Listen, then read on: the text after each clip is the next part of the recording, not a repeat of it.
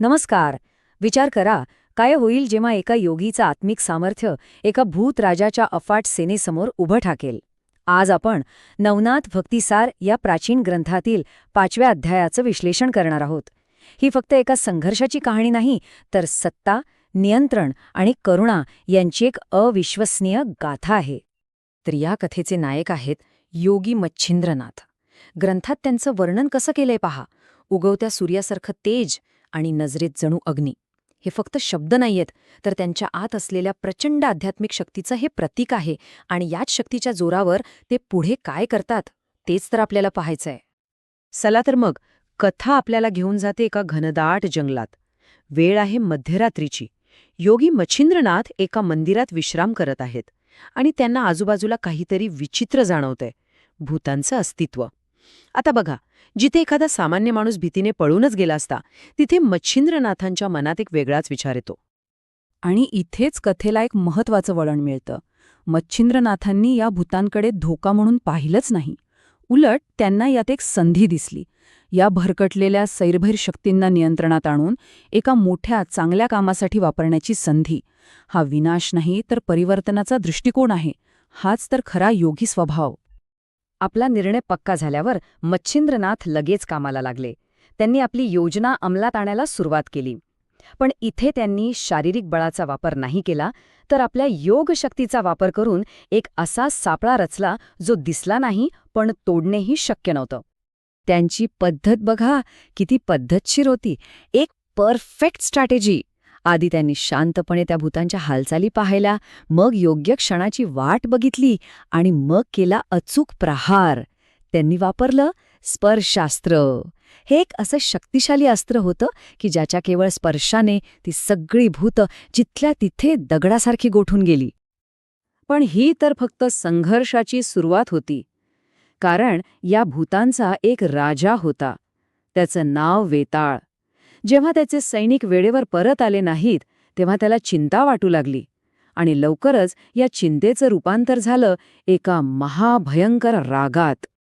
जेव्हा वेताळाला आपल्या गुप्तहेलांकडून कळलं की त्याच्या सैनिकांना कोणत्या तरी अज्ञात शक्तीने अक्षरशः गोठवून टाकलं आहे, तेव्हा त्याने याला आपल्या सत्तेवरचा थेट हल्ला मानला. आपल्या सैनिकांची अशी अवस्था पाहून तो संतापला आणि त्यांनी त्या अधृश्य शत्रूविरुद्ध युद्धाचीच घोषणा केली. आता वेताळानं किती मोठं सैन्य गोळा केला असेल, तर आकडा आहे तब्बल 8 कोटी. यालाच ग्रंथात अष्टकोटी सैन्य म्हटलं गेलं आहे.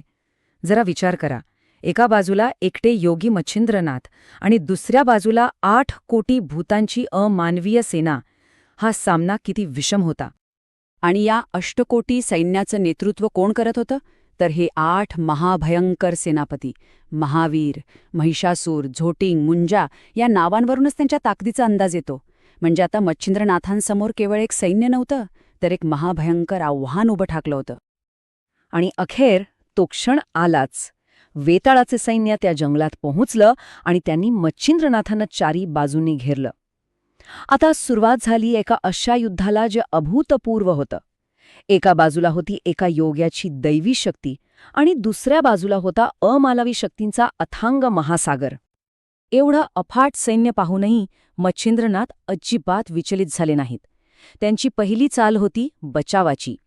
त्यांनी शांतपणे वज्रास्त्र मंत्राचा जप केला आणि स्वतःभोवती एक असं अभेद्य संरक्षक कवच तयार केलं ज्याला भेदणं जवळजवळ अशक्य होतं. आणि मग अस्त्रांचं युद्ध सुरू झालं.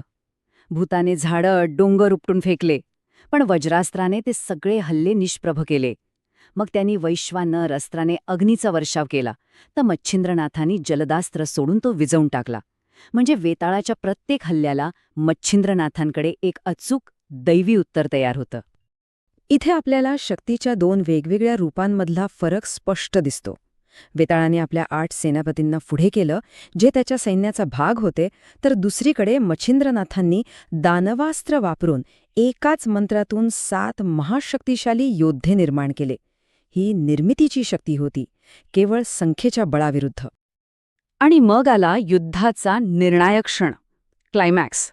मच्छिंद्रनाथांनी वाताकर्षण नावाचं आपलं अंतिम अस्त्र वापरलं. हे असं शस्त्र होतं जे शरीरावर नाही तर थेट प्राणावर, जीवन ऊर्जेवर हल्ला करतं. या एकाच अस्त्राने वेताळ आणि त्याच्या सेनापतींच्या शरीरातली सगळी शक्तीच खेचून घेतली. ते पूर्णपणे शक्तिहीन आणि असहाय्य झाले. शारीरिक शक्ती संपल्यावर वेताळ आणि त्याच्या सैन्याचा मानसिकदृष्ट्याही पराभव झाला. त्यांना हे कळून चुकलं की ते ज्या शक्तीशी लढत आहे ती त्यांच्या समजण्याच्या पलीकडची आहे. आता त्यांच्यासमोर फक्त एकच मार्ग उरला होता, आणि तो म्हणजे बिनशर्त शरणागती.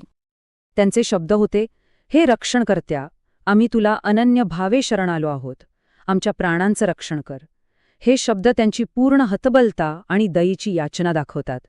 त्यांनी मच्छिंद्रनाथांना आता आपला शत्रू नाही तर राजा आणि रक्षक म्हणून स्वीकारलं होतं. आणि इथे कथा एक अनपेक्षित आणि खूप सुंदर वळण घेते. मच्छिंद्रनाथ, जे ह्या युद्धाचे विजेते होते, त्यांनी सूड किंवा शिक्षा निवडली नाही. त्यांनी निवडला करुणेचा आणि सहकार्याचा मार्ग. त्यांनी ह्या हरलेल्या शक्तींचा नाश केला नाही, तर त्यांच्यासोबत एक करार केला, ज्यामुळे एका नवीन नात्याची, एका नवीन युतीची निर्मिती झाली. या करारानुसार वैताळ आणि त्याच्या सैन्याने काही शपथा घेतल्या. त्यांनी वचन दिलं की जे कालपर्यंत शत्रू होते ते आता मच्छिंद्रनाथांच्या शिकवणुकीचे सेवक बनतील, रक्षक बनतील आणि त्यांचे साबरी मंत्र वापरणाऱ्या कोणत्याही व्यक्तीला मदत करतील. ही फक्त एक शपथ नव्हती, तर त्यांच्या संपूर्ण अस्तित्वाचं हे एक परिवर्तन होतं. पण थांबा, या अध्यायाचं महत्त्व इथेच संपत नाहीये. ग्रंथानुसार ही कथा केवळ ऐकण्यासाठी नाहीये, तर तिच्या पठणाने किंवा श्रवणाने म्हणजे वाचल्याने किंवा ऐकल्याने एक विशेष फळ किंवा आशीर्वादही मिळतो. आणि हे आशीर्वाद खूपच विलक्षण आहेत. असं म्हटलं जातं की ह्या कथेच्या पठणामुळे भूतांपासून संरक्षण तर मिळतंच, पण गंमत म्हणजे जे भूतसैन्य एकेकाळी धोका होता तेच आता त्या व्यक्तीचं इतर संकटांपासून रक्षण करण्यासाठी वचनबद्ध होतं.